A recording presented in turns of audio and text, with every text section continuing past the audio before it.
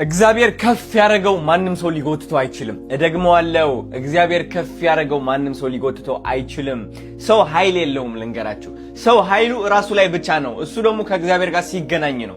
ልንገራችሁ፣ ሰው ተንኮለኛ ሲሆን፣ ሰው ቀናተኛ ሲሆን ደካማ ነው። ሁሌም እግዚአብሔር የራቀው ሰው ነው። እሱ ሰይጣን የቀረበው ሰው ነው። ሰይጣን የቀረበው ሰው ደግሞ ለራሱ ደካማ፣ ለሌላ ሰውም ደካማ ነው። ልንገራችሁ፣ ደካማ ነው።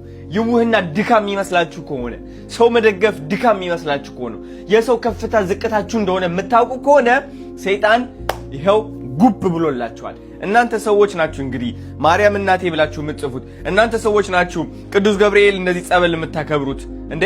ሃይማኖተኛ መሆንና ሃይማኖተኛ እንደሆንክ ማስመሰል ሁለት የተለያዩ ነገሮች አሉ።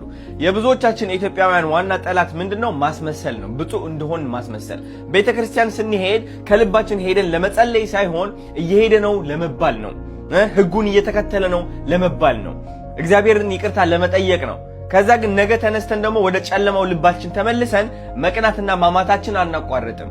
ተረዳችሁኝ? እንደነዚህ አይነት ሰዎች ከከበቧችሁ እነዚህ ሰዎች ለማስደሰት ብላችሁ ራሳችሁን እንዳታጠፉ፣ ተስፋ እንዳትቆርጡ፣ ዝቅ እንዳትሉ፣ እንዳትደበቁ ልምላችሁ እንዳትደበቁ።